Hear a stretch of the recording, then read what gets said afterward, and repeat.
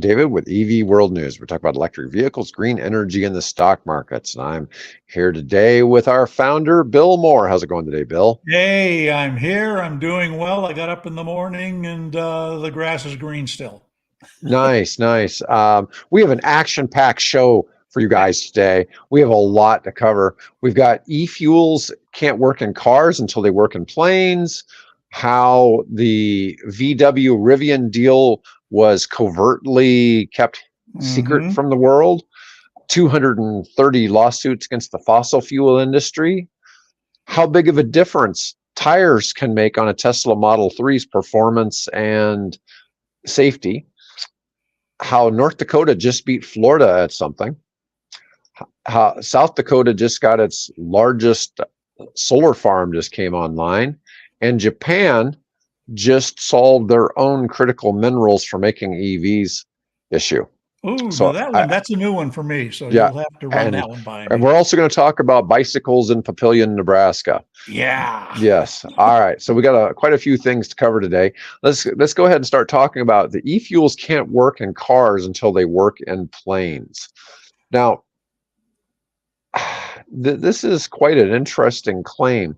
So, can you tell me the premise of this? Yeah. So the premise of this is that the auto industry is looking for a way, and it's kind of focused, a lot of the research has been done by BMW, looking for a way to extend the life of an internal combustion engine post carbon, I guess, post fossil fuels, because the restrictions are getting tighter and tighter and tighter in Europe and increasingly around the world. So they're looking for some way to create a green liquid fuel that can still be burned efficiently in an internal combustion engine. Hence, everybody that's got their V8s and their, V6s and whatever their classic car is that's, running off of gasoline, they can keep running it, not using gasoline necessarily, but using this e-fuel. Now, the definition of e-fuel is a little hazy in my mind because it's a complicated, apparently, chemical process that takes hydrogen and whatever else it does. I'm going to be honest, I'm not that clear on it. But what I do know is it's really expensive to make. And the problem is that for it to be a successful automotive substitute for gasoline, it needs to be as cheap as gasoline, and it isn't.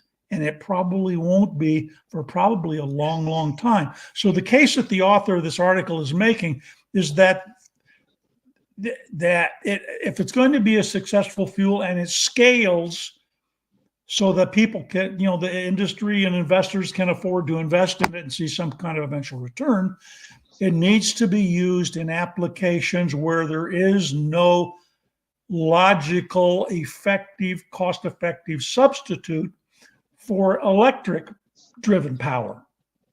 So Well, I look back at E85, which always seemed, the flex fuel, it Yeah. always seemed like it was going to be a solution for something, but what they weren't telling you was that it got a third less gas mileage and had a third less power output.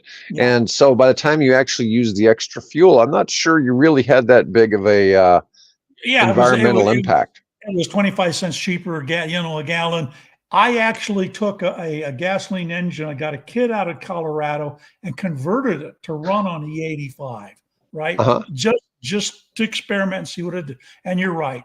Yeah, it cost me, I think it was 25, 50 cents, whatever it was, a gallon cheaper, but it took more of it to go the same distance. So yeah, it was a wash, actually. I was helping subsidize the corn industry, the ethanol industry. Yeah, that's about all it amounted to. It was decent. It was good for the farmers, and that was about it. I think most of the corn we actually grow around Omaha is really for fuel too. Yeah, it ends up for fuel or cattle feed or something. It's not really like for that. eating.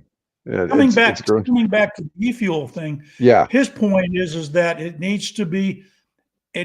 can only be effective in transportation options that have no real electric alternative at this point. Shipping, aircraft, and I forget what the third one was, but those. So that's why he makes the comment it isn't going to be any good until it gets where it can be used in airplanes. So they got to Yeah, come well, I up guess with, that makes sense because then yeah, you can have a much higher concentration of the vehicles and the fuel at one single source yeah. rather than having it spread out. Because that's a big part of even getting gasoline everywhere. You have to keep transporting it by pipelines and trucks to get it to Right. the Or locations so that, train or whatever's, yeah, yeah, whatever's the most effective way. So yeah, so it's a pretty in-depth article. I'd certainly, if people are interested in this topic, go take a look at it. It's on the RSS feed or stream, and he lays out a good case for if we want to go down this route, it's going to be expensive and it's going to take time. And if you drive a gas burner, you probably aren't going to see any gas stations here anytime soon with it priced competitively to a gallon of gasoline. nice. Okay. So my next topic is kind of odd because I don't think we've ever talked about South Dakota on the show before. So we're going to give South Dakota a shout out today. And it's odd because we have an article about South Dakota and North Dakota And today. we're not Eh, talking about their governor, right? no, we're not going to talk about Christy Nome.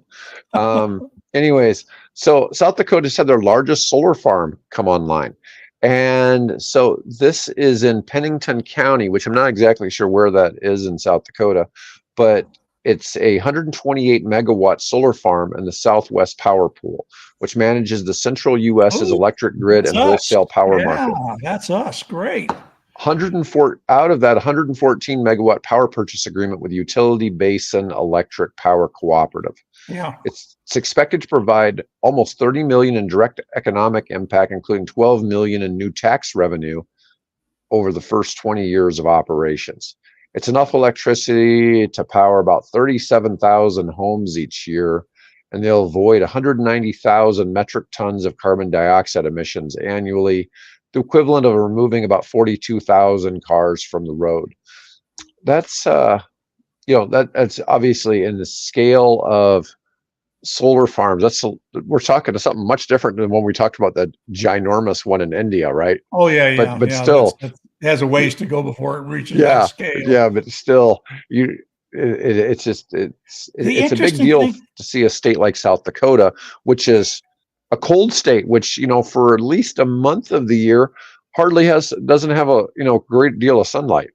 yeah. So The interesting thing about the Basin Utility Group, if my memory serves me, and believe, look, I'm old and I'm not remembering quite as well as I used to. But if I remember correctly, the Basin guys, which is located, I think, along the central stretch of the Missouri River, they were, I think, one of the first utilities to experiment with wind to hydrogen.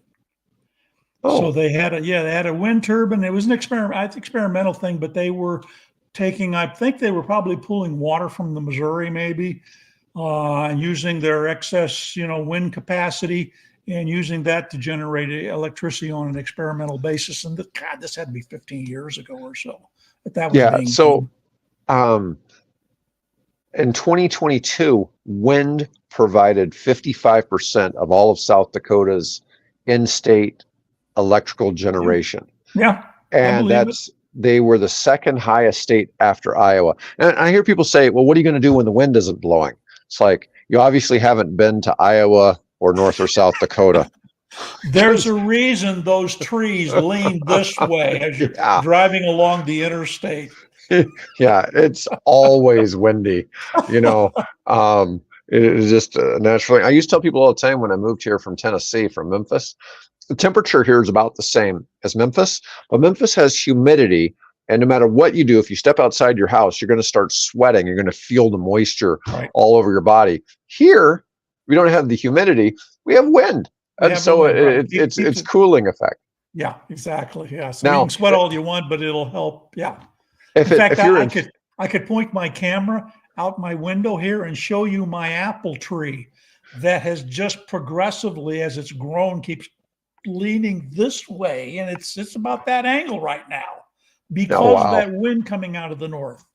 yeah. So yeah, Now, if you're in like someplace like Phoenix, Arizona, where it's 120 in the middle of July and the wind's blowing, it just feels like you're standing on the flight line behind a jet engine, right? yeah, But exactly. but up here, if it gets to 90, which is and we've had some warmer days. It got to 100 You got to on 100. Monday. Yeah, And exactly. Yeah. a breeze feels pretty good, even at 100 here. So, but I just thought this was, Good. interesting that there was an article out there about South Dakota doing that. And let's see. And then North Dakota, where I went to college and high school, just got its first Electrify America charging station. They got to actually put into place some of the NEVI funds, and they beat Florida to it. They beat the state of Florida to getting, NEVI chargers. What do you think? Their governor's going to end up being the VP pick? Anyway, I don't know. I've heard some people really say that this, Kevin O'Leary was saying that was who he would pick if he was doing it. My problem with that is, if we're talking actual, about winning the election, you have to have a vice president that's from a swing state that's going to basically help you carry a swing state. North Dakota is not a swing North Dakota is not a swing state. No, not at all. Yeah. And so I just don't see that happening. I honestly think that even though he's not going to carry a state for him, I think Vivek Ramaswamy is one of the most interesting personalities I've seen in politics in a long time. And the only thing about him is he is not pro anything you and I talk about. Yeah, exactly. And that's the only thing I really don't like about Ramaswamy. But, I've taken some politicians to some, green energy events and educated them. So I think that a lot of it, like Bill, you and I, we provide education doing this. Okay. We're doing a service. So we get people come on and say, we don't know what we're talking about. It's like, well, I think we do. And we spend a lot of time researching these topics, and most of these articles are simply stating what's going on. Most of them, like the thing about Electrify America opening up in North Dakota, that's not an opinion. It's just, by the way, this is what happened. Where is it? Let's see. Or somewhere. Oh yeah, that the Williston. No, Williston, okay. No, it's not. It's not in Williston. I was kidding, because but that's where they have, the Bakken oil and all that. Right. Let's see. That would be the one thing the article would leave out. Oh, it's in Jamestown, which is west of Fargo. It's on I-94. Oh yeah. Well, that would make sense. Yeah. But they're going to put a level 3 DC charger at every 50 miles along I-94 and I-29. That's fabulous. Yeah. I mean, that's incredible. Even my friend's I-3 would be able to get across North Dakota with no problem. I've driven that route once. I've been across that particular stretch of highway. I have spent way too much of my life going up and down I-29. Yeah. I've not spent much on I-94. Yeah. Okay. But, oh God, from Grand Forks to Fargo and Sioux Falls, I have spent so much of my life driving back and forth when I was young, playing tennis tournaments, to go around the Midwest. And that was the way you got everywhere. And the speed limit back then was 55. You weren't getting anywhere in a hurry. Yeah. But anyways, I just thought that was kind of interesting. I'm going to go ahead and cover this topic about Japan. So the Japan one, I think, is actually rather startling news, even though I found this and didn't get it in the title of the episode today. So Japan found 230 million tons of EV battery metal deposits on one of their islands. Okay. And they found that essentially there is enough to supply all of their cobalt needs for 75 years and at least a decade's supply of nickel and all the lithium they could ever want. And pretty much all the manganese they could need. So their whole EV industry could be just driven from this one island there. And so that could one of the smaller offshore islands, or one of the let's see, it's it says it's this is funny, it's Minami or Minimi, Torishima Island in Japan. The mineral discovery has been under observation since 2016, but detailed survey started last year and continued until early June of this year. and it's showing some of this is on the seabed, which is Oh interesting. yeah, nickel nodes. Yeah. Maybe. Let's see. The deposits also contain copper. Big boost to Japan's EV industry by decreasing its dependence on other countries. I mean, this is interesting because I'm pretty sure Japan's probably one of the, well, I don't know if Japan's one of the countries that would be covered for battery metals or not for the United States, but still, it's one less dependency on China and certainly no dependency on the Congo for cobalt. Yeah, yeah.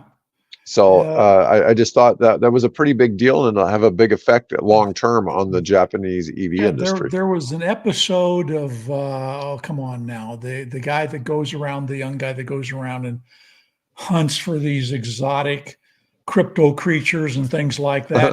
And he did this one. It was a newer series, so he got away from the crypto things and he goes to strange and unusual places. And one of them was an island off of Japan. Where it's a little tiny thing. I mean, it isn't even the size of Manhattan. It's a little tiny island or rock, offshore of Japan, that was the center of Japanese coal production, because apparently below that island was this gigantic seam of coal. And so you go there and this whole city, it's slowly, the coal got mined out in, I guess, the 50s, early 60s. And so the place just gradually began to die. Now it's nothing but basically a ghost town now.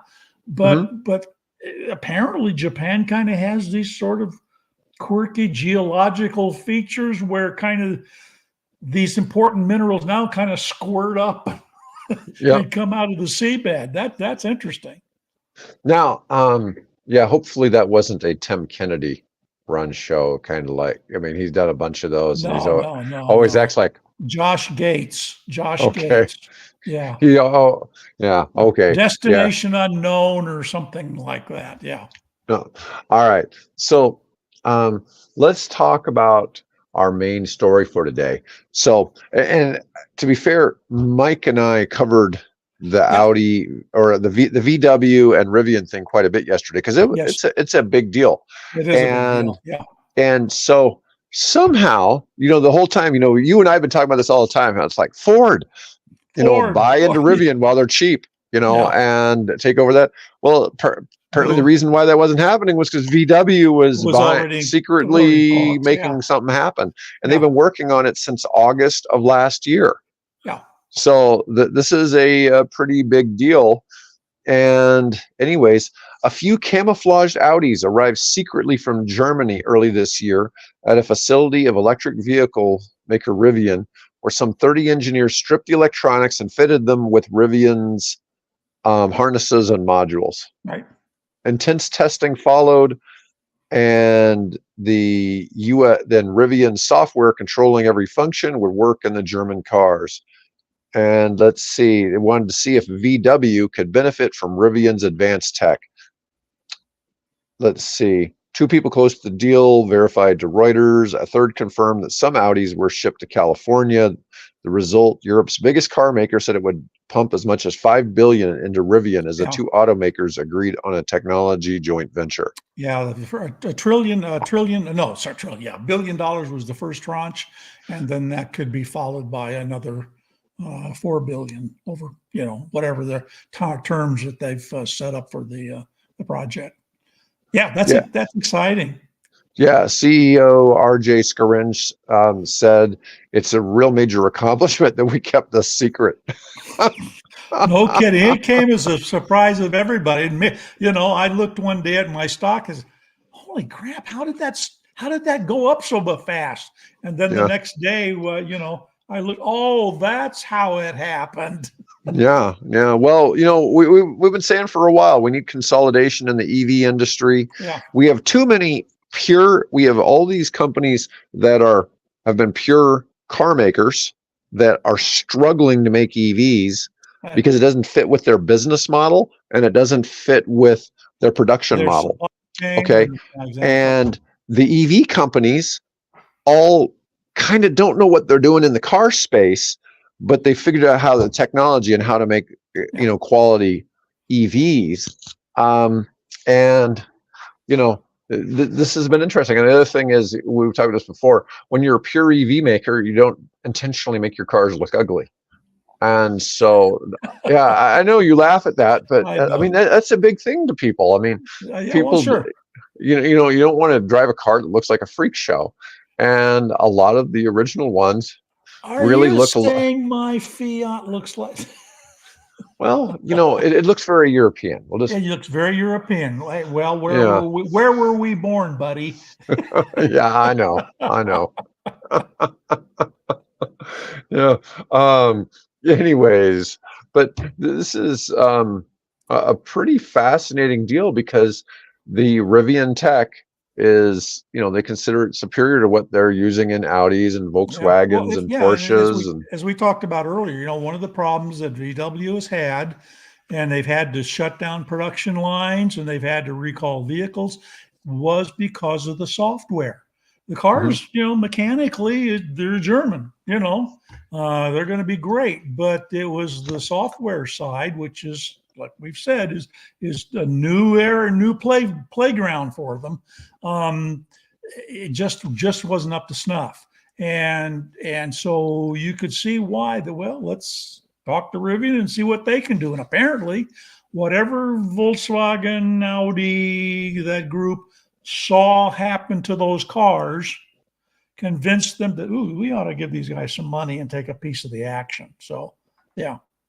Yeah, sure, over time we'll learn more, but I was poking around and stuff the other day, and when Tesla hit its zenith of stock price, a lot of people were commenting, because early on Mercedes took a stake in Tesla, right? And it would have made sense for Musk to buy the Mercedes brand, and they didn't do it. I mean, there was people that were saying that Musk should buy Mercedes because there was worth 10 times as much as the German automaker, and it would kind of make sense to a certain degree, that then they get the benefit of the luxury cars with mixed with what Tesla's doing.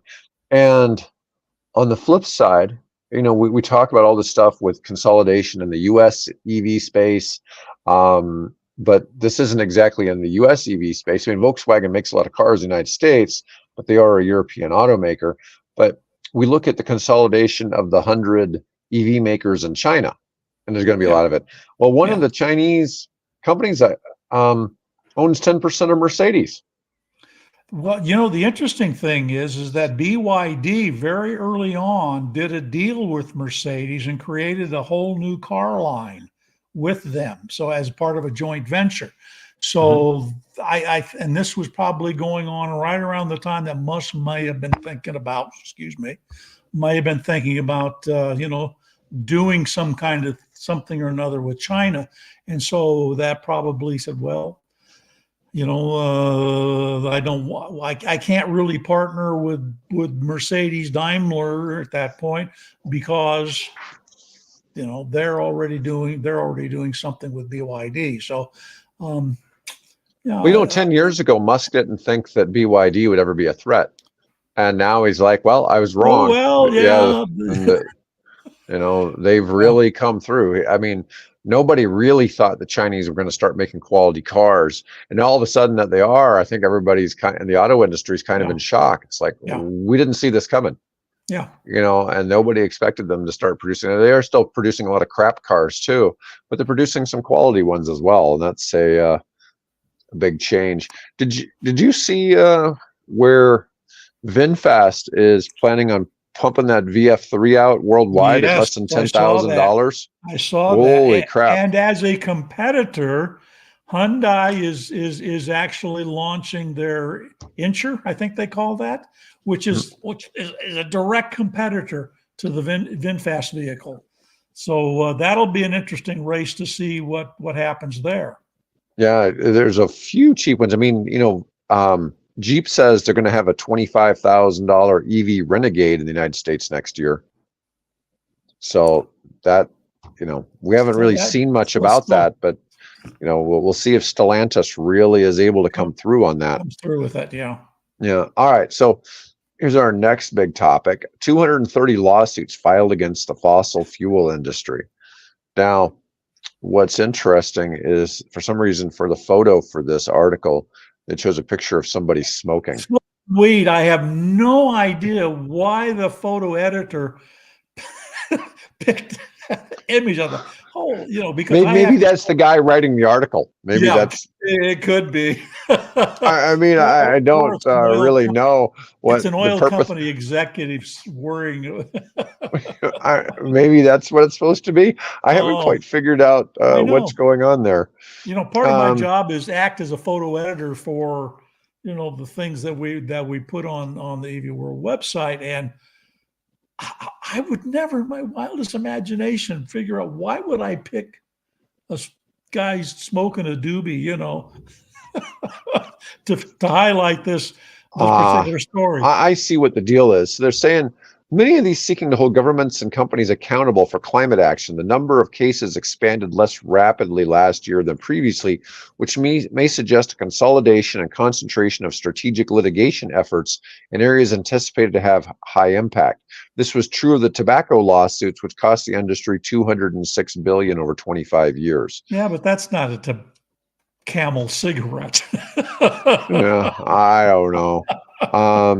There's been 230 lawsuits. Yeah, I had which is why I featured it, because I had no idea. The latest is you've got the state of Vermont and you have the state of New York developing or threatening lawsuits against the oil majors to hold them accountable for the damage, climate change damage. So those are two states that in most recently have action. I suspect probably California and some others are in there too. But I had no idea. 230 cases globally since 2015 filed against the oil industry for basically for their polluting the planet. Well, a lot of these are government lawsuits. Yeah. And they cite the damage caused, but also that these organizations knew years ago of the risks of their actions on the climate. The problem is almost all governments subsidize fossil fuels to some degree. To some degree, to the tune of trillions of dollars every year.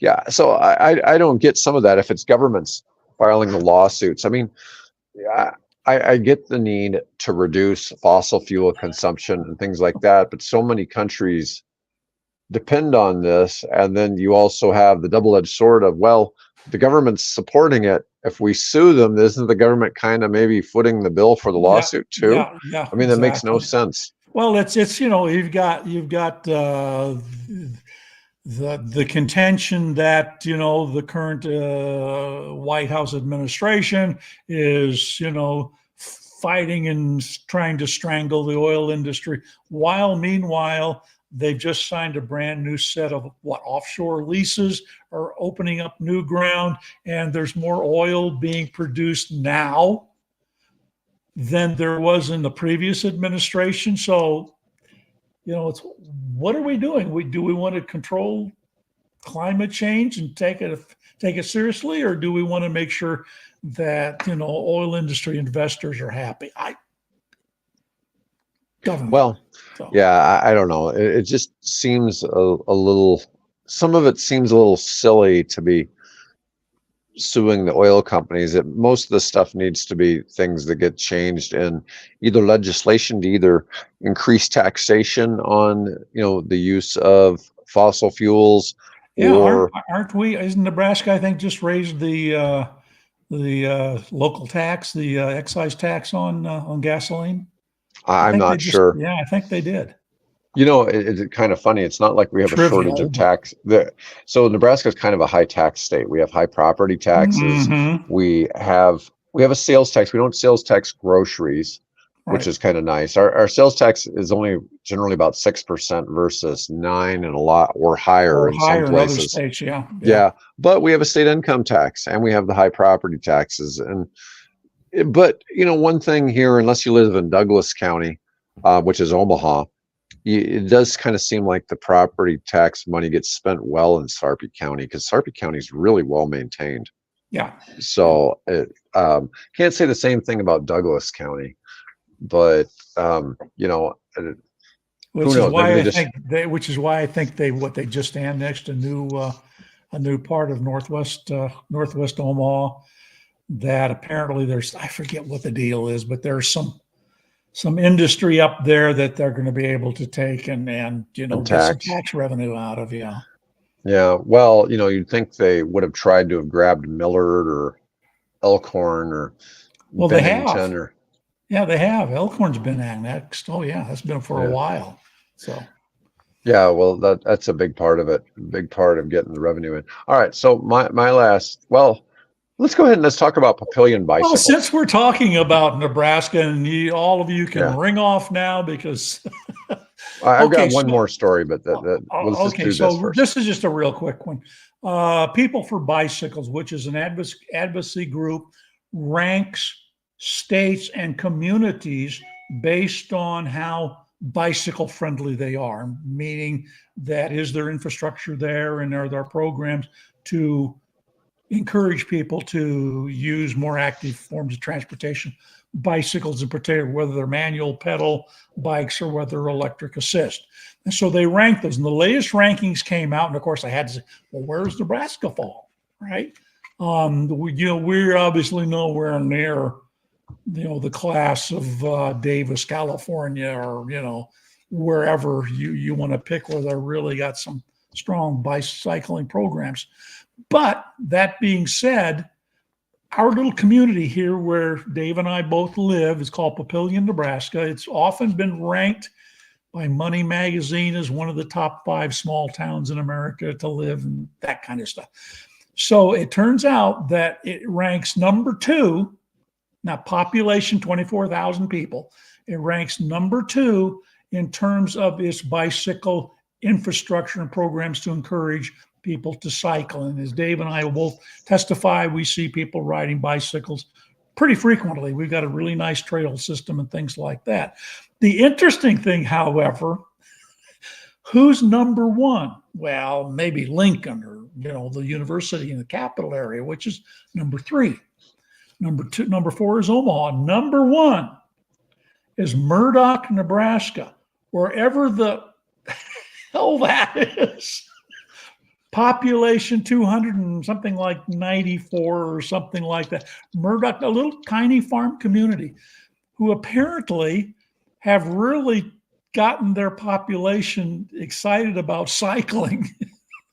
and of course, what a perfect environment. You don't have big interstates and you maybe have one main road, highway running through it, and the rest are small little side streets and things. If you want to run down to the, the gas station for, a pizza or wherever. Well, I'll tell you something, Bill. Murdoch's down in Cass County, so it's only one county below us. Oh, one county below. All right, good. Well, it's down, but it's further south of Louisville. Louisville. Okay, next or town Louisville. south. Yeah, you go down to all the way down to Manly and then go west to Murdoch. Yeah, Okay. it's a good little haul from where we live, but Right.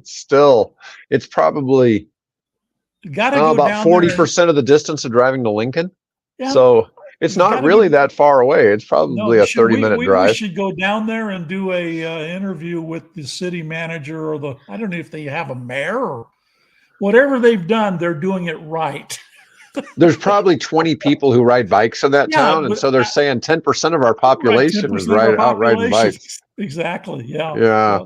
Yeah. I'm sure it looks just like Denmark. It looks like Copenhagen. People riding around on their bicycles. Riding bikes all the time. Absolutely. Yeah. Well. Yeah. Anyways, that one we weren't really sure when I looked it up and said it was in Cass County. I'm like, what? It's down by Plattsmouth. That's just south of us here. So we're sorry when we get on these little discussions about Nebraska, folks, because it's just so funny because Omaha's not a bit. It's a town of about 800,000 people. It's not like living in Chicago or LA or something like that.